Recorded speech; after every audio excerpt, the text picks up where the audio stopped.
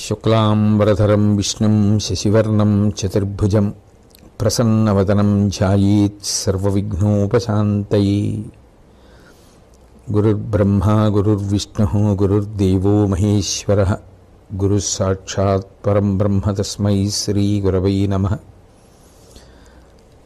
వాగర్ధావివ సంపృక్తౌ వాగర్ధ ప్రతిపత్తయే జగతః పితరౌ వందే పార్వతీ పరమేశ్వరౌ.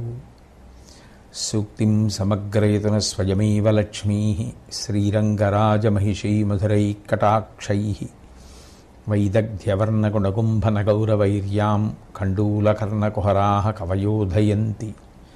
హైమోర్ధ్వపుండ్రమజహన్మకుటం సునాసం మందస్మితం మకరకుండలచారుగండం బింబాధరం బహుళదీర్ఘకృపాకటాక్షం శ్రీవేంకటేశముఖమాత్మని సన్నిధత్తాం.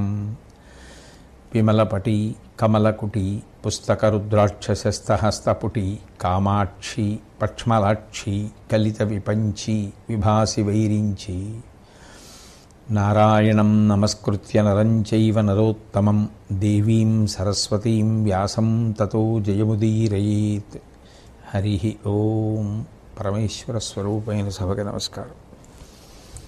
పార్వతీదేవి పరమేశ్వరుణ్ణి ఉద్దేశించి ప్రశ్న చేస్తూ సమస్త ధర్మముల యొక్క సారం ఏది ప్రధానముగా అనుష్ఠించవలసినటువంటి ధర్మం అయి ఉంటుంది అని అడిగితే శంకరుడు పార్వతీదేవికి జవాబు చెప్తూ హింస చెయ్యకుండా ఉండడం అనేటటువంటిది ధర్మములలోకెల్లా అత్యుత్తమమైనటువంటి ధర్మం.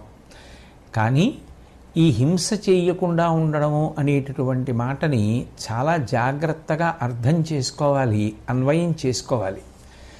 హింస చేయకుండా ఉండడము అంటే అసలు మన ప్రయత్నంతో ఏ ప్రాణికి హింస జరగకుండా చూడడము అన్నది బాహ్యార్థం. కానీ శంకరుడు అంటాడు పార్వతీదేవితోటి, భూమి మీద చీమలు నడుస్తూ ఉంటాయి, చిన్ని చిన్ని కీటకాలు నడుస్తూ ఉంటాయి. మన పని మీద మనం వెళ్ళిపోతాం. వాటిని తొక్కేయాలనో వాటిని చంపేయాలనో మనకి ఉద్దేశ్యం ఉండదు. కానీ అవి మన పాదముల కింద పడి నలిగి మరణిస్తాయి. అట్లాగే ఆకాశంలో అంటే గాలిలో ఈ దోమల వంటివి తిరుగుతూ ఉంటాయి. అవి ఒక్కొక్కప్పుడు పెద్ద శబ్దం చేతనో లేకపోతే మనం వెడుతున్నప్పుడు తగిలి మరణించవచ్చు.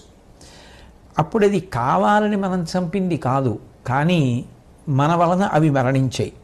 అట్లాగే తల వెంట్రుకలలో పేలు ఉంటాయి. ఆ పేలు ఎక్కువైపోతే అవి నెత్తురు తాగుతాయి. ఒకటి. రెండు, తలలో చాలా ఇబ్బందిగా ఉంటుంది.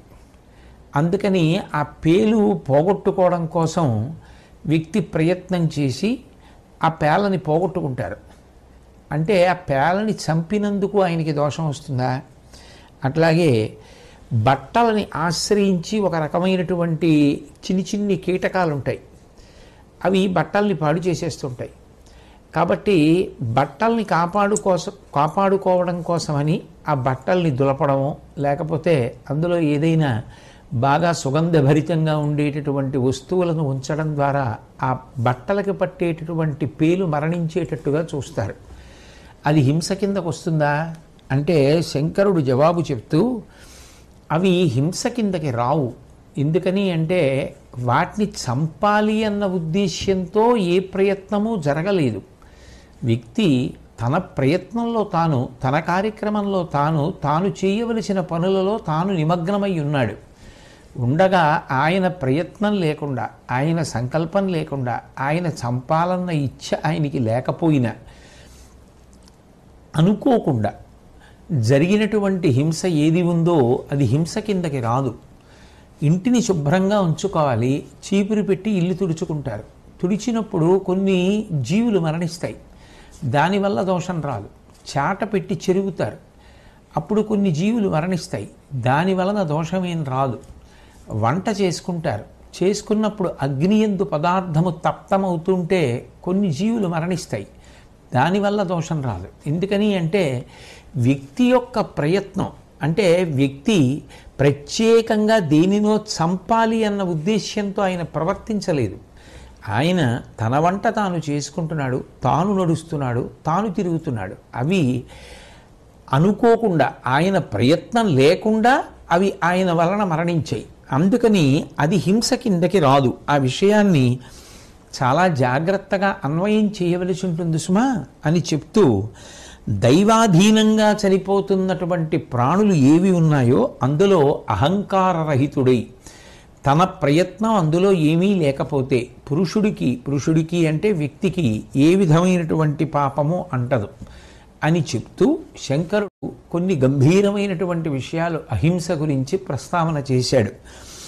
దివియలోబడు పురువు దివియ ఎత్తిన వారిన్ పాపంబు వందునే ఓపి దున్న నాగేటి మొన చచ్చు నానావిధ ప్రాణులు అన్నరు పొందునే అఘము వారు తమ పనులు సేయ విధాతృవశమున ఆయువు తెగినట్టి జంతువులు సచ్చు నేను సంపితిమని ఇంచుకేనియు అహంకారంబు వారికి కలుగదు అట్లుగాన చూవి వారి కల్మషమొందదు పుణ్యపాపములకు బుద్ధి మూలమని శివుండు మరియునను హింసబోలనై అధిక ధర్మమైన విధము వినుము.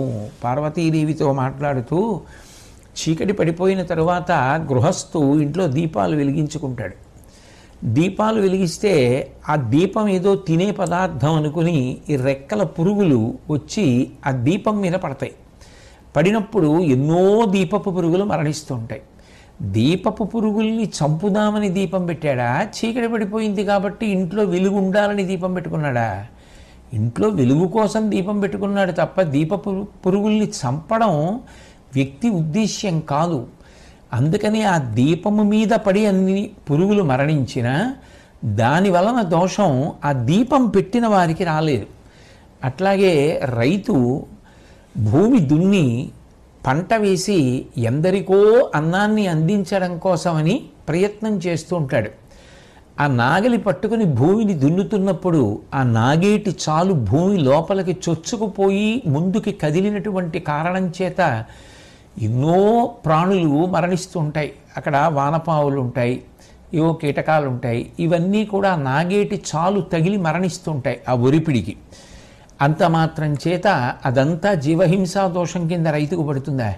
ఆయన వాటిని చంపడం కోసం పొలం దున్నలేదు, పంట పండించుకోవడం కోసం పొలం దున్నాడు.